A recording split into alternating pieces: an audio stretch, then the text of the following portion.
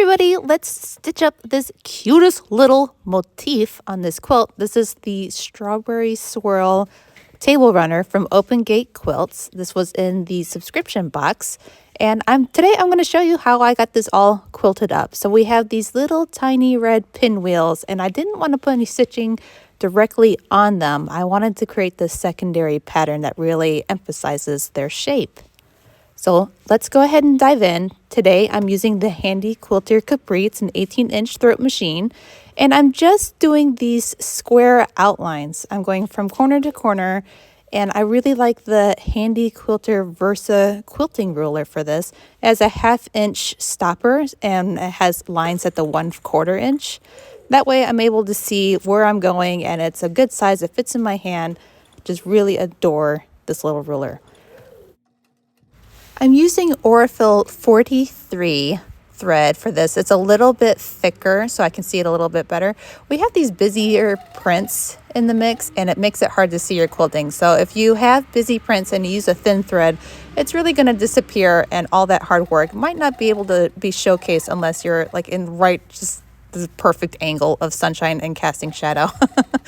So this is the Creative Grids quilting ruler designed by Angela Walters, and it's called Taj, T-A-J.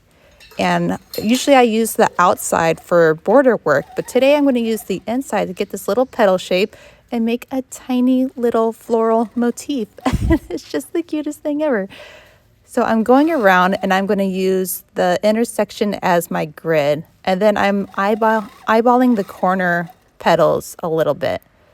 So it doesn't have to be perfect. A lot of this is hidden by the fabric anyways. I'm just getting a cute little shape out of this. Now that I've worked my butt off getting all those little tiny motifs on every single diamond, it is time to work on the perimeter of this table runner. I felt like it needed another line to give it a bit of separation. And you also see that I start off with the Handi Quilter Versa, but it's just not working for me at this angle. So I travel over to get to my next line, and I'm going to switch out that ruler.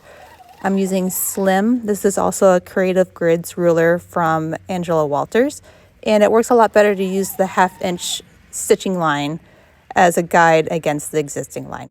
Once all those secondary lines are all the way around the quilt, I pulled out this ruler again. Actually, I tried to freestyle 3 petals at first, but I am just way too much of a perfectionist. So I pulled out the ruler, gave it this guide, and then I did these 3 petals, and they're not at perfect angles. I thought it was more of a tulip shape when I curved the outer petals up a little bit more.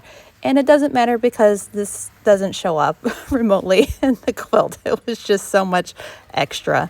So after I saw that it wasn't showing up, I tried to put in some micro stippling. So I just crank my machine up to a high speed and travel around that flower. And it helped a little bit. I hope you enjoy that last little detail of this design.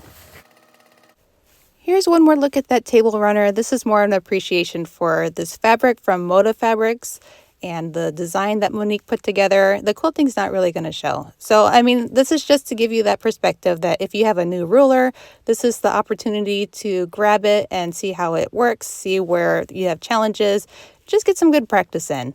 And also getting to know your machine better, how it handles different seams. I really adored this whole exercise and the result.